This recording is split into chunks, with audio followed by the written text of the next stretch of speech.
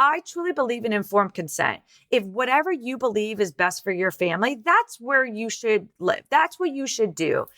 And these doctors are doing the best that they can with the knowledge that they have. And if you can imagine, they've went to school and they've been fed day after day after day that the CDC is like God. And whatever the CDC says is what should be for that child. And unfortunately, there's a lot of lack of education in that way, simply from time, simply from the studies that they've read, and they're doing the best that they can. But if you can find medical doctors, and they exist, that are just general pediatricians that don't just push for vaccines, they're open to either delayed schedules or just nothing at all, you can find them. Yes, they're hard to find, but they exist.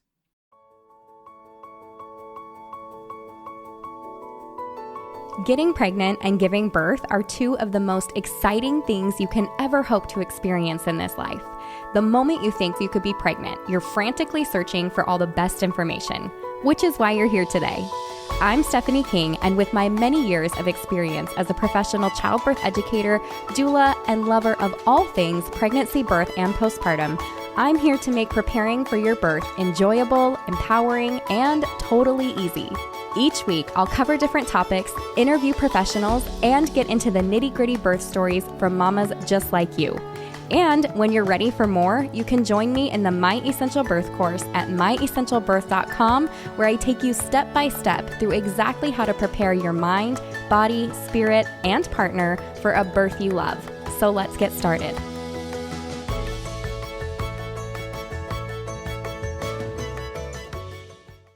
Welcome back to the podcast, and our reviewer of the week is Kirsten. No, I'm going to say this wrong. Kirstellison.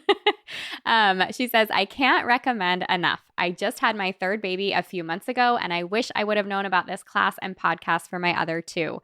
I never felt more prepared going into birth, and even though things didn't go exactly how I wanted, I was well informed and able to make decisions for myself and able to have a natural birth in a hospital. Huge congratulations. I'm so happy for you that you got what you wanted. She said, this podcast has been so great, but the class goes into so much more detail, and I highly recommend taking it if you haven't already. I can't thank you guys enough. Well, thank you for that review. And if you haven't gotten into the birth course yet, you can access that at myessentialbirth.com. So go check it out, get started, and join us in there today. Today, you guys, I have Elana Roumell. She is a doctor. She is a pediatric naturopathic doctor and mother of three with a mission to teach moms how to safely be a, quote, doctor mom. And I have taken a look at her podcast and her stuff online. You guys are going to absolutely love her. And I'll give you all that information in the show notes. We'll talk about it at the end in just a moment. But she loves to teach moms how to transform their fear, panic, and overwhelm when their child gets sick into feeling calm, confident, and well-equipped with the right tools to prevent illness and treat it wisely. For more information and to join over 1,500 Dr. Mom members, you can visit medschoolformoms.com. And again, I'll have all the links for you below. She's also the co-host of the popular podcast, the Dr. Mom Podcast. With almost 2 million downloads, she loves to help support and inspire moms around the world. And her intention is to empower moms with knowledge so they are well-informed to make the best decisions for the health of themselves and their children. So with that, Dr. Elana, thank you so much for being here today.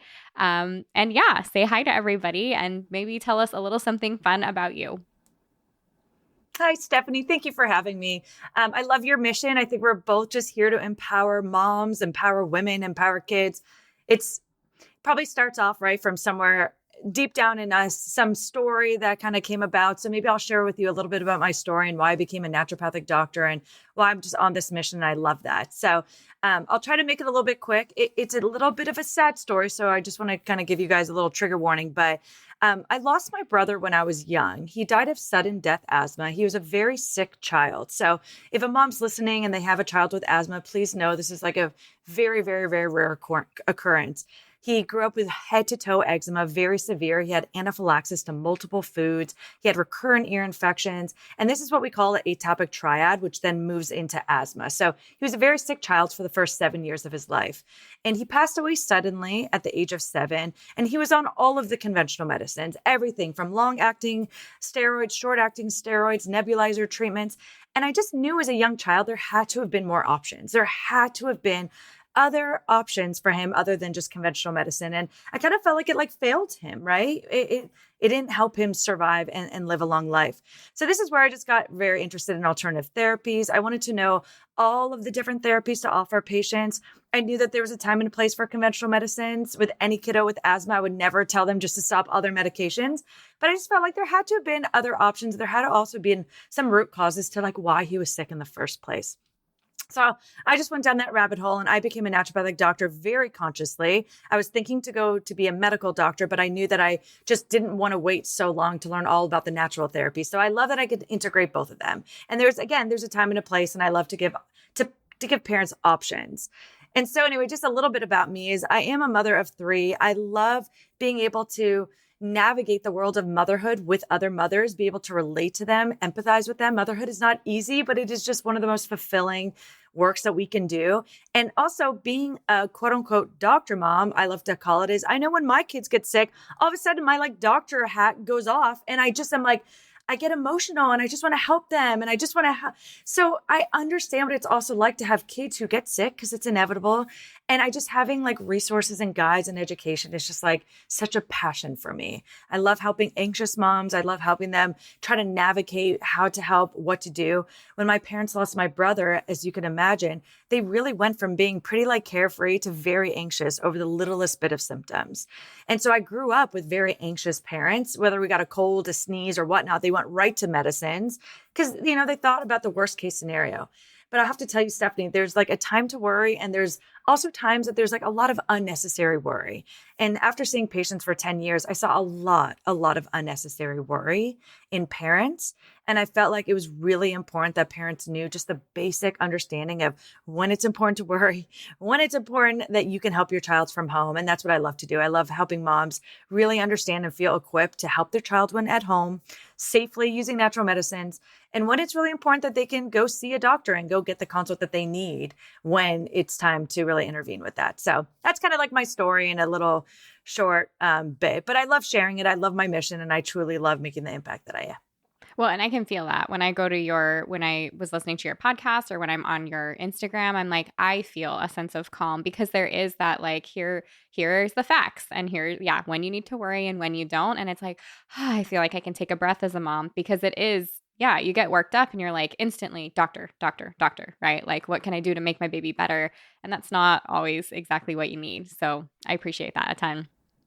Great. Okay, we kind of started talking about this before we jumped on, but this is just like, let's just get to know each other for a moment and for people to get to know you. So I noticed, like I had said, your phone number is Southern California. And I'm like, hey, that's where I grew up. And so I was on your Instagram and I saw you guys just moved from Southern California to Idaho. Tell me a little about that and how you're enjoying it, or it looks like you love it so far, right? Yeah, so we love it. We've only been here less than 6 months. So I still tell people we love it, but give us like a few years when we have all the seasons for so many years. So I grew up in Southern California and I honestly, I never loved it there, Stephanie. I'm just going to be honest about that. When I did my schooling and my residency, I traveled all over the country. In fact, I traveled around the world after my schooling too, just to see new places and to get a feel for other things. And my family just begged me to move back, right? And I love my family and I'm so close to them. So I chose San Diego and I loved San Diego. Actually, it was very different than Orange County and LA. But every year that I lived there, the hustle just became so much greater. The traffic, the fast pace, having kids there and seeing them in different sports and activities. And I just looked at my husband and I was like, I don't see us raising our kids here long term. A fourth kid is not out of the question. We're going to actually decide that this summer if we're going to really decide to try for one. And I just said to my husband, I don't see a fourth kid here. I don't see how we would financially be able to do it with ease and having the pace of life that we really want. The pulse just felt not aligned with me. And then moving forward into vaccine mandates and medical freedoms being taken away and so many different things that as entrepreneurs, both my husband and I, we value freedom and flexibility. We just were like, this is not working for us. So we ended up taking a 6-month trip with a 6-month-old a 3-year-old and a 6-year-old. We just got in a van and we traveled for 6 months. I was able to work remotely. My husband was able to work some remotely. It was pretty amazing. We were able to make it work. And just like we visited a bunch of different states, we visited a lot of our friends, we went into a lot of people's homes, and we just wanted to see how other people lived, how other people lived life. It's busy, grocery shopping, planning kids' activities, laundry, right? Like we all have all the same things on our plate. But what was the pace and how did people navigate that? And how did people live? What were their houses like? And we gathered so much information and we pretty much just wanted to craft what our life would be like. And we ended up choosing Boise, Idaho for so many reasons. We have a slower paced life here. Our house is set up so we can now do homeschool. I've always wanted to homeschool, but that was just never a reality for me in California. My husband is able to back off on hours, so we can actually afford to live here mostly on one income being mine. And it's just our whole family dynamic has changed. And I'm so grateful for it. And I think I said to my husband, I think we could be anywhere, but the way that we've redesigned our life day to day has brought so much richness to our life that I feel like we could be anywhere, but we also love Boise. So it just kind of works out in all different ways. That was a long-winded answer, Stephanie, but I hope that that's helpful for some families listening. I do too. And I'm right there with you. Growing up in Southern California, if you're anybody that lives in like a big city, kind of bustling area, you don't know until you're away from it that you're kind of like at high stress at all times. And then when you can relax, you're like, wow, I didn't know it could feel this way. How wonderful. So we've done our fair share of moving around and having that difference as well. And we're kind of doing the same thing right now in a different location, trying to find some land, spreading ourselves out, wanting to be home with the kids more. We homeschool as well. So that's awesome. And yeah, I saw that you were homeschooling. How old are your kids? So now my youngest is 18 months, and then I've got a 4-year-old and a 7-year-old. That's awesome. Yeah. Well, yes. Yeah. And I love that you say that, Stephanie, because I kind of explain it where like my nervous system loves being here. Yeah. Like it's just a different pace. And I also want to kind of preface for anyone listening who may like yearn for this and who's like, oh, I've always wanted to homeschool, or I've always wanted to move away. I just can't do it because there's so many different reasons. I really get it. I feel like I was in that for many years of feeling like it's not possible. There's no way we could just pick up and move, and all of these like reasons in my head of why I couldn't. And all I have to say is we moved mountains to make this move. Like it was not an overnight thing. It was not on the whim, like, let's do this. We had to rearrange so much to be able to do this. So if you really want to, you can. It just takes a lot of creativity, a lot of courage, and a lot of, I think, risk in the sense of knowing, like going with your heart and knowing it. But it's not an overnight move, but you could sit down and really, really evaluate every part of your life, from the finances to your work, to your day-to-day, to your choices that you're making. It's just, it's so multifactorial. So if there is, I just hope that this inspires and gives you the whim to know that it's possible. Yeah, thank you. And we're supposed to be living life, not surviving it, right? And we kind of had an epiphany that we were like, wait, we don't have to stay here. We can literally, and this was us in Utah for 10 years. Like we're our minds are the only thing keeping us here. We can actually literally move wherever we want. We have that ability.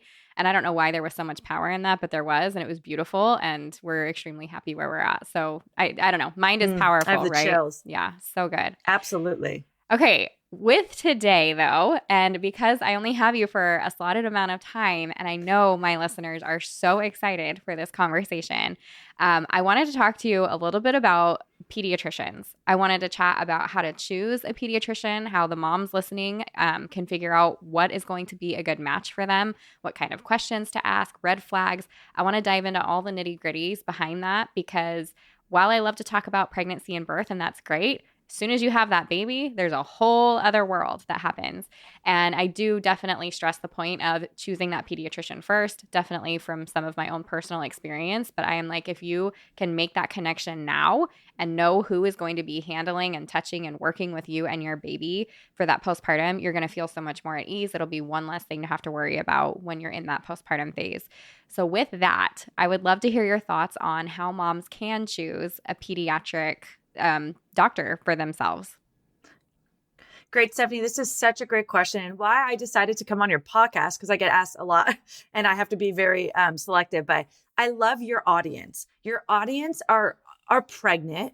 You more, I don't know, maybe that they're listening after pregnancy or they're in another pregnancy or whatnot, but being pregnant is the perfect time to start interviewing for pediatricians. And I don't want people to make reactionary decisions once they have the baby. They're emotional, they're overwhelmed, there's so much going on. I highly encourage you guys to interview during pregnancy so that when you have the baby, you've got that connection and you're ready to go.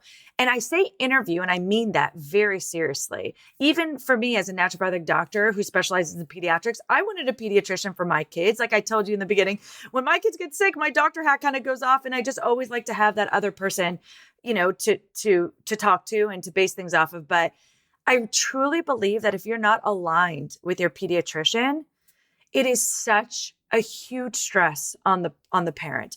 I hear families say that they're bullied. I hear families say that they get scared to ask questions. I want parents to always feel empowered with their providers, always. And so it takes having to navigate and having to interview. So for me, I interviewed 11 different pediatricians when I had my first child during my pregnancy. And that's a lot of people. And within minutes, I can kind of tell, are we going to jive or not? And then there were some that I had extensive questions, and I was able to really find that one that I loved. And I had kind of narrowed it down to 4 different questions that I would love to share on today's episode to really help gauge, is this going to work for me or not? And 3 of them happen to be vaccine related. And I wish that wasn't the case, but in your first year of life, really between when a child's born to their 15 months, you're seeing that doctor at least 6 times for well checks. And each time vaccines are going to come up during that time. So you're talking about 6 different appointments where you're going to have these conversations, and you want to just have total alignment with that person. So I want to focus on that first year. And then if you have children that are a little bit older, you're only seeing that doctor maybe once a year for a well check, unless that child is sick. And then we've got questions there. But for at least establishing care with a pediatrician, I want to go over at least 4 different questions that, again, will help you not feel bullied. It'll help you feel like you can ask those questions and at least help you feel empowered with your choices. So are you ready to go into this? Because I think that's probably the biggest key that I want. Let's do it. Okay, excellent. So the first one is I want to kind of gauge a doctor's comfortability if I wanted to do a delayed schedule with my child. Okay. And the way I want you to approach asking these questions is really coming from a very confident place. I want you to have confidence, but also how you communicate will land so that the doctor feels like you're being proactive, but you're also not opposed to vaccines or opposed to their medical tools. Because remember, this is what their tools are. This is what they feel like that they can offer. So the way that I would recommend going about it is saying, so, hey, doctor, I don't want to give my child vaccines when they're sick. Okay. I know that can create adverse reactions. So when they're sick, I will probably end up having to cancel that appointment and postpone it. And I also want to be mindful if my child has a negative reaction to a vaccine, then I would like to give them a break. Okay. But I also don't want my child to fall too far behind. So my plan is to go to the CDC. They have a catch-up schedule, and then we can reassess their schedule from there. How do you feel about that? Okay. So instead of me just going and saying, hey, I want to delay shots, I don't want to do this, how do you feel about that? You're giving them a little bit of room to say, hey, I know the CDC has a catch-up schedule. I'm committed to still always following CDC guidelines, but I want to know how comfortable you are with me having to take breaks in case that my child gets sick or there's a negative reaction, right? I just want the doctor to know that I'm not trying to get out of these, but I definitely want to see how much wiggle room they give you. Based on their answer, you'll know, like, nope, I need you to stick with the schedule. I don't want to do any catch up. Then you automatically know, okay, I don't have really much room for a delayed schedule. If they're like, oh, okay, that makes sense, and we can always go back to the catch up schedule. That's great. So again, you're coming with confidence, you're coming with education, and you're coming with solutions. So in case your child does have to fall behind, which that may happen, based on either your desire or because they're sick or whatnot, that you have a doctor that can help support you with that. Okay. So that's a way to go about it. The next one is seeing their impression about doing single shots versus combination shots. Okay. So I would go to a doctor and say, Hey, doctor, I prefer to give my child single shots instead of combination shots. I'm willing to come to your office more often to make that possible. How do you feel about me sharing a proposed schedule to make that work? Now, again, you're already sharing a solution. You're saying to your doctor, hey, I know this doesn't go with the recommended CDC schedule, but I will make that schedule. We can, decide together, but I really want to do single shots and not combination shots because that's what makes me feel more comfortable. Just get an idea. How do you feel about that? Some will be like, nope, all I do is combination shots. I don't want to do single shots. Some will say, that's not a problem. That sounds like a good idea. The last vaccine related question that I would ask is preferred brands. So there are some brands that have less aluminum in them. There's some brands that are safer than others. And I always like to have my parents feel very proactive in saying, this is the brand that I want, and this is what I want to give to my child. Some doctors are flexible with that. Some doctors aren't. So that's another question is, how do you feel about me requesting preferred brands? I understand you may carry some in your office and you may carry other brands, but if I can give you enough time to order me that brand that I prefer, or if you don't want to do that, I can always call my health department and get the shots easier if that's easier for you. How do you feel about that? Now that makes the doctor feel like, great, that makes my life easier. If you want to handle that, or if you give me time to do that, I can work with you. That sounds great. Or if the doctor's like, nope, we use the brands that we have here and that's that. It gives you some idea of how flexible they are. So I just want to stop here because I don't want that to feel too overwhelming. I just want to give you that idea of the language that you use with doctors and coming in it with confidence and knowing that you've done research and you have a plan, I think goes a much longer way with these doctors than having someone just say, hey, I don't want to follow the CDC schedule. I want to do it my way. Here are the shots that I want. I don't think that always aligns with the doctors. And I feel like there's a lot more, just disagreement and butting heads. And that's not what I want. I want you guys to be able to work together and feel empowered being able to ask these questions. Stephanie, does that make sense to you at this point? Does that feel good to you? Yeah, totally. I would, and I'll let you continue. I can tell that you're in a thought process here, but I will put in the back of your head that I know moms are going to ask, what about the moms that are not interested in any vaccines for any amount of time, possibly for their whole lives? So if someone already knows that about their family and that's coming from an educated place and feeling empowered, then I do think you have to make sure that that's clear to that doctor right away. And if they're say, well, then you're not welcome into my practice, then it's easy. You can't work with that doctor. Now, I do want to speak about that is I feel like I hear a lot of moms feeling very stuck. Like you're saying to interview providers, but my health insurance only allows so many. So maybe I can speak about that because I do feel like people may not understand that you are hiring your pediatrician to work for you. Okay. Same with like your OB or your midwife. You are choosing this professional to work for you. So if you're not aligned, they're not the best fit for you. If you are in a traditional insurance plan, whether it's a PPO or an HMO, and you feel very limited, my recommendation to you is maybe consider a health share plan. And a health share plan lets you work with any provider, whether it's a naturopathic doctor, a medical doctor, a homeopath, a nutritionist. I mean, you could work with anyone at that point. If that doesn't feel right, or you don't feel like that, like you're like, no, my husband works and we have this care and we can't get out of it for some reason. Again, I don't believe in these things. Like I believe in total freedom and flexibility. Then perhaps you sit down with your spouse and you say, hey, what's our budget? Can we pay out of pocket for a provider just for that first year of life? Because the vaccine conversation really comes up in that first 15 months of life and then at every well check, which again is once a year for children over 15 months. So again, this is going to be kind of up to you. In some states, it's going to be very easy for you to find a provider that feels like you're aligned. In other states, it's going to be almost impossible for you to find it, but you're going to find it because it could just be that one or two and they're out there. You may have to drive to them and you could find them. Yeah. What I do hate to see though is so many families just never go to see a pediatrician because they don't feel aligned with their philosophies. They don't feel like they can talk to them. They feel bullied.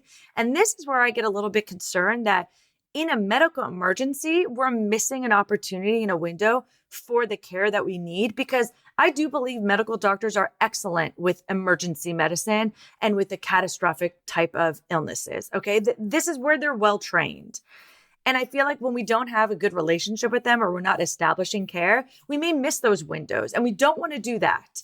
But this is where urgent care or a hospital visit can come into play. But if I had it all my way, I would just have every parent have such wonderful relationships with parents. And I know when I was seeing patients, I don't see patients right now, but I always just supported parents wherever they were at, whether you vaccinate, whether you not vaccinate. And I should have probably prefaced this whole episode with that. And I apologize that I haven't. So if you've gotten this far without listening, here I am saying, I truly believe in informed consent. If whatever you believe is best for your family, that's where you should live. That's what you should do. And these doctors are doing the best that they can with the knowledge that they have. And if you can imagine, they've went to school and they've been fed day after day after day that the CDC is like God. And whatever the CDC says is what should be for that child. And unfortunately, there's a lot of lack of education in that way, simply from time, simply from the studies that they've read, and they're doing the best that they can. But if you can find medical doctors, and they exist, that are just general pediatricians that don't just push for vaccines, they're open to either delayed schedules or just nothing at all, you can find them. Yes, they're hard to find, but they exist. Yeah, I appreciate that. I also am curious, since you had mentioned that you interviewed 11 yourself, which I absolutely love, because I'm always like, yes, go vet the providers, go. What did that look like for you? Did you have to pay for visits for them? Did you interview them over the phone? And it sounds like you brought those three questions. Question. Yeah. How did you do that? And actually I have a fourth. So I'll get to the fourth, but I called them up and I said, hey, I'm looking for a pediatrician. Do you guys do any kind of meet and greets, or just a time for me to meet them? If they said no, I automatically said, well, this isn't going to work for me. But majority said yes. And it was completely free. It was like a 15-minute. It was not very long, although the pediatrician I chose ended up spending like 45 minutes with me chatting. Now, it's probably because I'm in the healthcare at that time I was seeing patients. So we were just chatting, and she was like, great, you're a great referral for me. Like, I knew she loved naturopathic medicine. Like, it was such a perfect alignment for me, right? Now, with that said, a mother who may be interviewing isn't a naturopathic doctor, but they should always be able to meet with that provider for free, just to feel them out, to get to know their office, to see what their procedures are, and just to remember, like you said, I love that. This is the doctor who's touching your child, who's giving you recommendations, who's loving on your child, who hopefully will grow old with your child. You're establishing a relationship. And if you don't feel like you love that person, please keep on moving forward. But for me, because vaccines were such an important part of my child's healthcare, I absolutely felt like I needed to lead with those questions, because I can gauge a doctor's openness and a doctor's willingness to work with me simply based on vaccines before I even went to my final question, which is on natural medicines. And for me, obviously being a naturopathic doctor, I use natural medicine as my first line therapy. And I use drug therapy when there's a necessity, but I always use natural medicines first line, or even sometimes in conjunction with natural therapies, and I integrate them. And I wanted to gauge a pediatrician's openness. How do you feel if I were to use natural medicines as my first line therapy? How do you feel if I come in here and I want you to look in my child's ear and you say they have an ear infection? How many days do you feel comfortable with me using natural therapies for? If I called you and I said my child has a fever, are you going to jump right to Tylenol or ibuprofen? Or are you going to feel okay if I use my natural medicines first? How do you feel about that? And then just see what they say. Again, you will know how open they are, how flexible they are, how welcoming they are of those type of therapies. And again, I think that that's very important. If you want to take an integrative approach with your child, you want to have your doctor that you hire that's working for you have that same mindset and alignment and support you, and not make you feel disempowered just because you wanted to wait that out. Yeah, I love that. I feel like everything you're talking about is very similar to what I ask moms to do, to the questions I tell them to take with them for their OBs or for their midwifery care. Great. It's really just to figure out, is this relationship going to work? Are we going to mesh well? Are you going to support me? And yes, you are hiring this person. And right now, I feel like it's almost easier sometimes when it is our children to kind of like mama bear and stand up for this little baby. Oh, yeah. But we can still get pushed around a bit. And so I think it is really important to have those conversations beforehand, before you've got your baby in their office and that baby is in need of something. Do I trust this person with the care of my child? So that's all these questions are just beautiful. Stephanie, if I may add. Yeah, go ahead. Oh, sorry. Just what I find though with a lot of busy practices is there's a lot of doctors, and sometimes you may have an appointment and it may not be that doctor that you interviewed that showed up to your appointment. So I think another very important question is, will I be seeing you each visit? Because one doctor in the practice may have an aligned mindset, but another one may have a completely different mindset. So you also want to make sure, like, are you my provider, or every time I come here, am I seeing a nurse practitioner? Or am I seeing a different doctor? Because I like you. And I want you to be the caretaker for my child. So that's another thing just in the background to ask, because you may have gone through all these questions and they're aligned. And then all of a sudden you have a different provider in front of you at times. So that's important too. Yeah, no, thank you for adding that. That's actually huge. And I completely agree with you. On that note, because of that fourth question, and with you being a naturopathic doctor, for those that are listening, maybe I should have asked that in the very beginning. Will you explain what a naturopathic doctor does and like how you practice?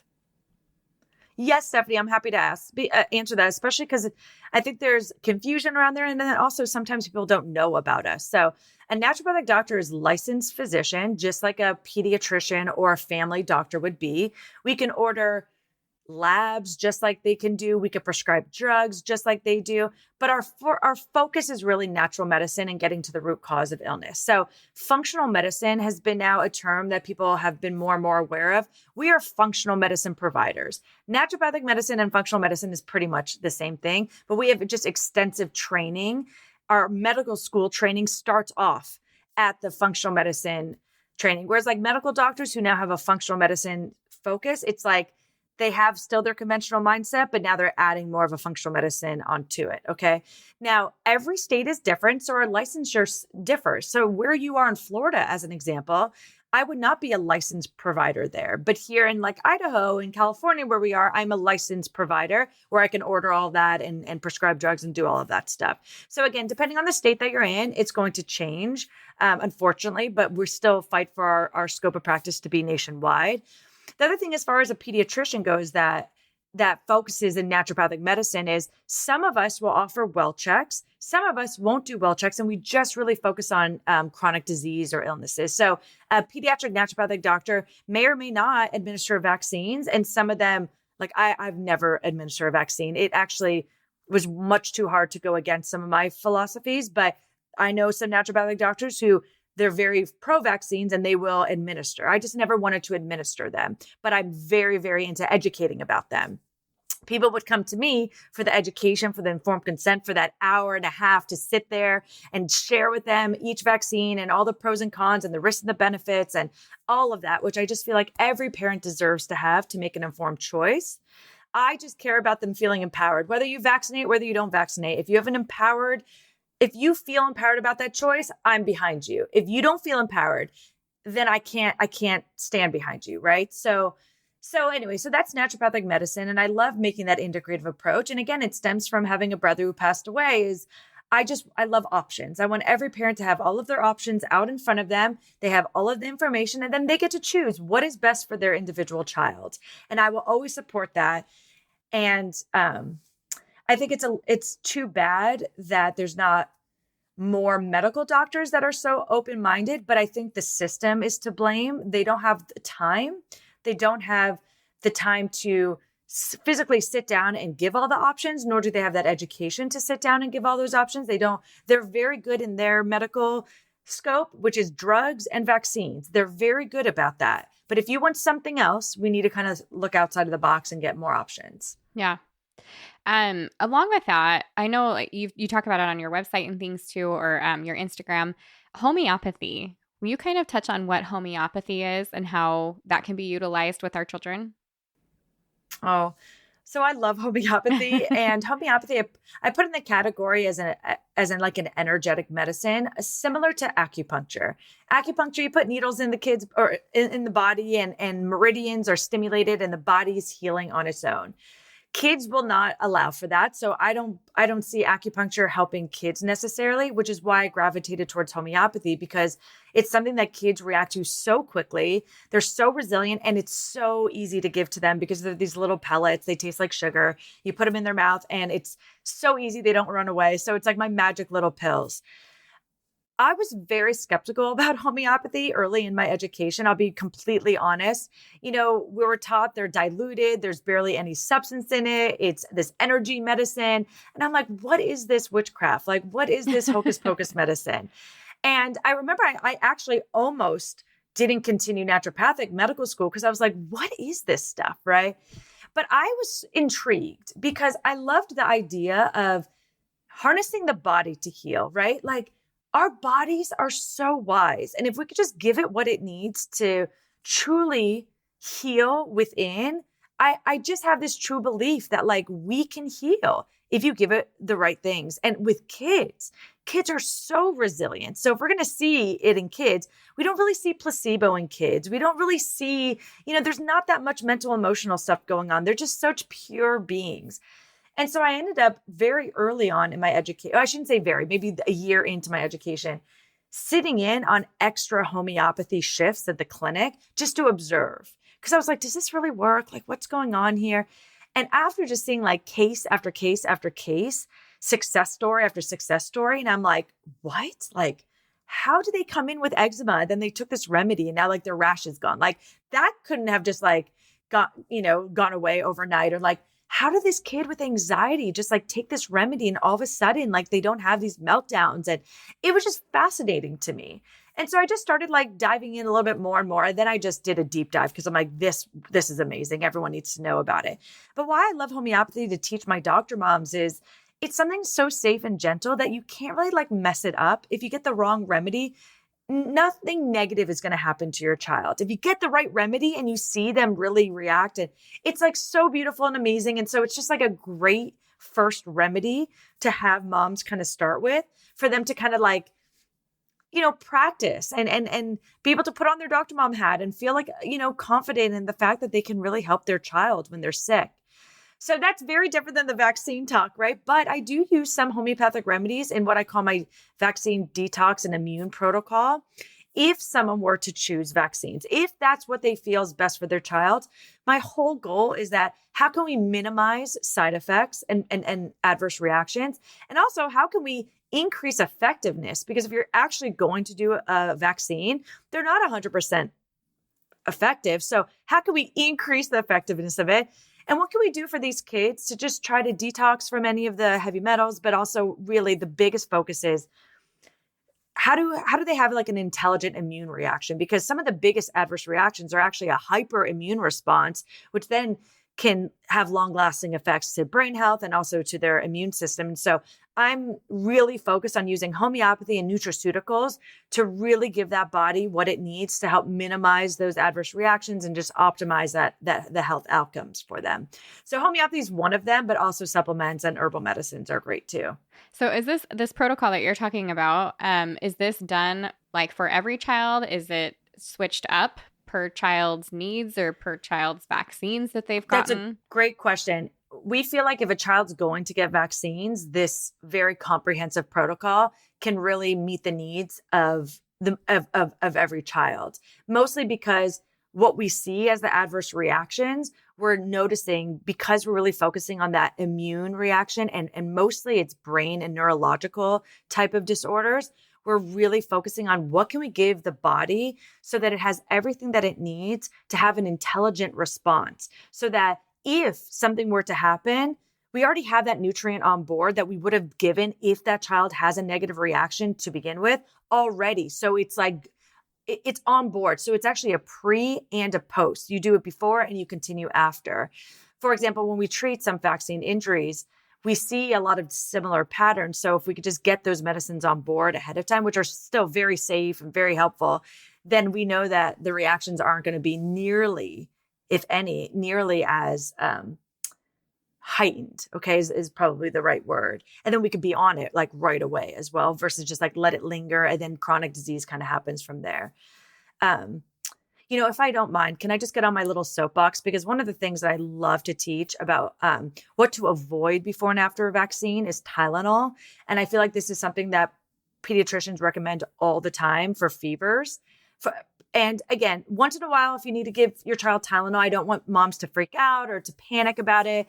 There's a time and a place, although I have so many different remedies for natural medicines for fevers, and I can go into that too. But when it comes to vaccines, before or after vaccine, I can't stress enough how much I just want parents to know to avoid Tylenol.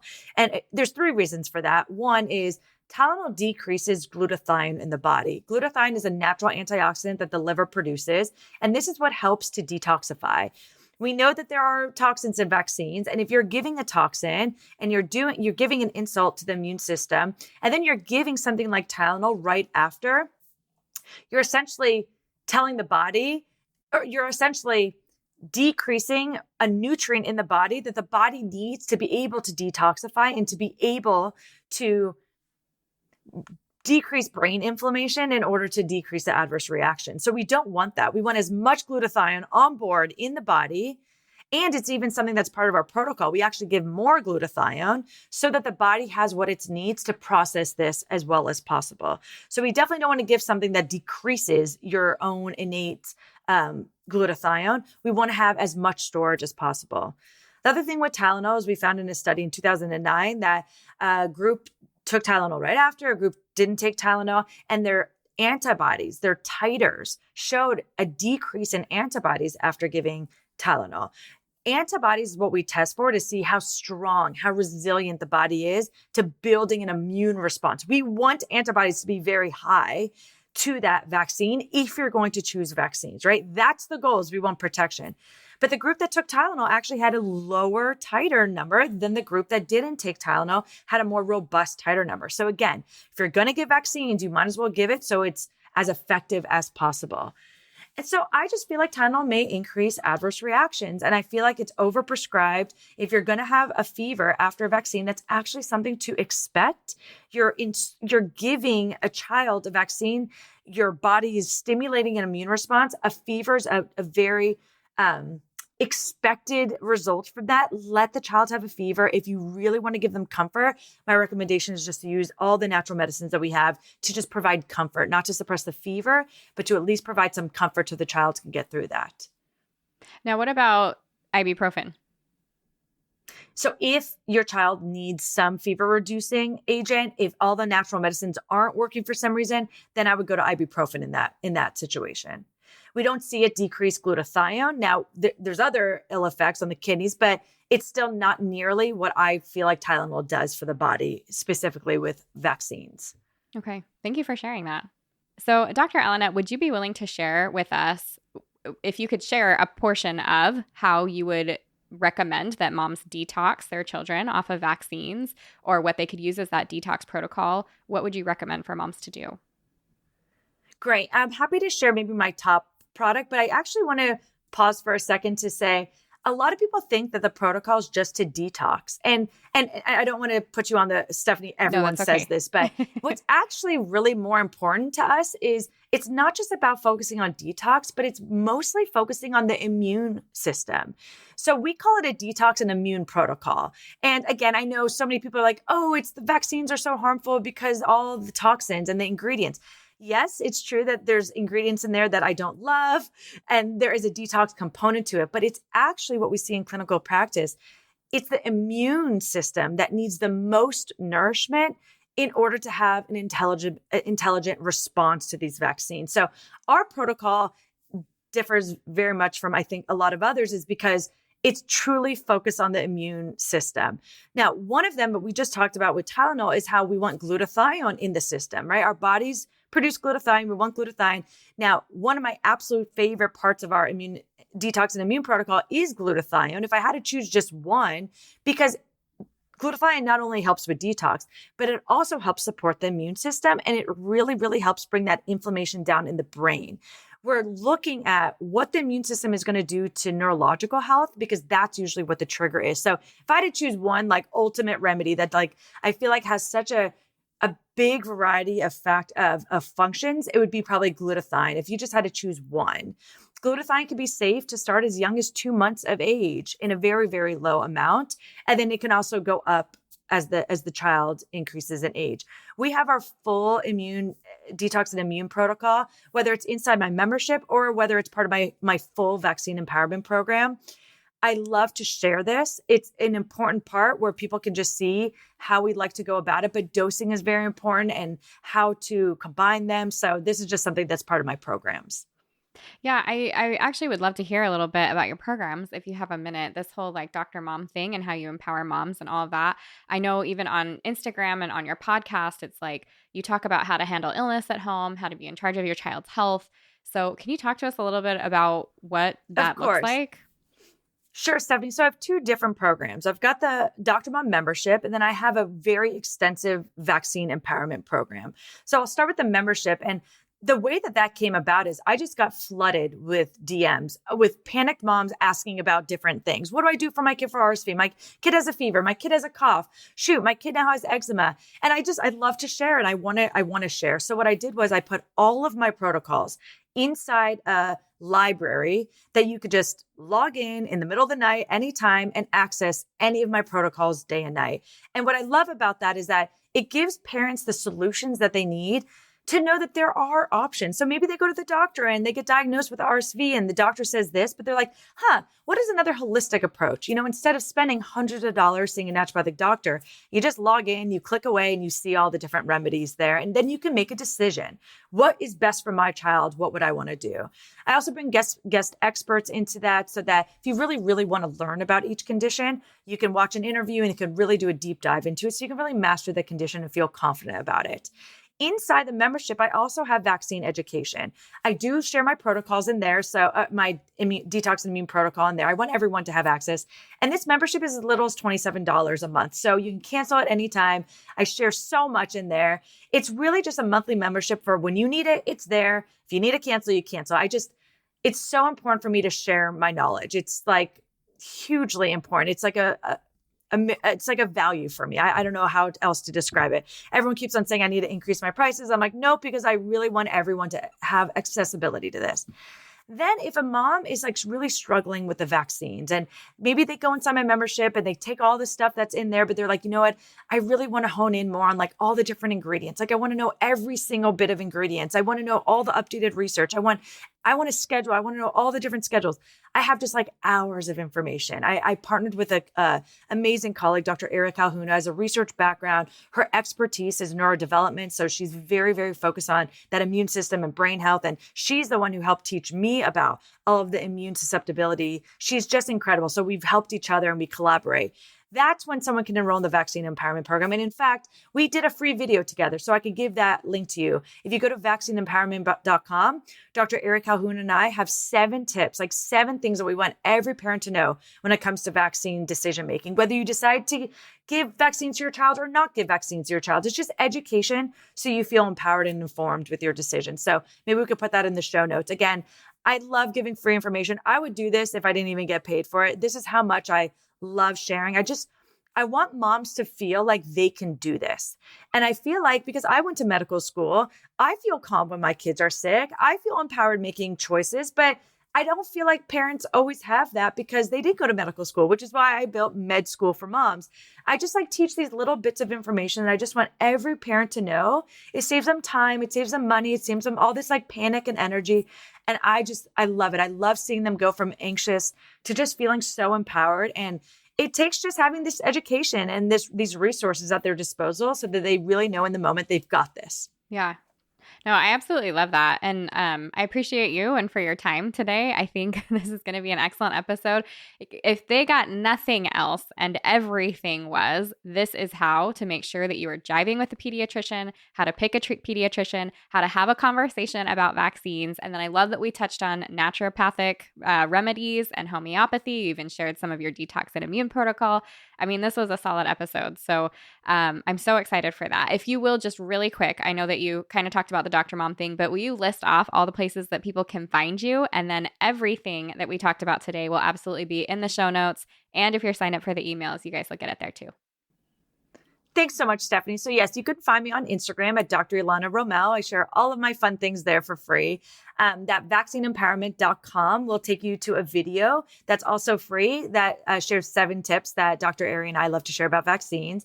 And if you're interested in joining the Dr. Mom membership, you just go right to drmommembership.com. You can check out all the different conditions that I list, and it comes with live Q&A calls with me, so you get to submit questions. I love answering you guys. A private Facebook group, so you have a naturopathic doctor pretty much like there, ready to go, answering questions 5 days a week. It's just such a fun community of us that we love to share. So a lot of like-minded moms hanging out over there. That's awesome. Thank you so much for having me on, Stephanie. Thank you for being here.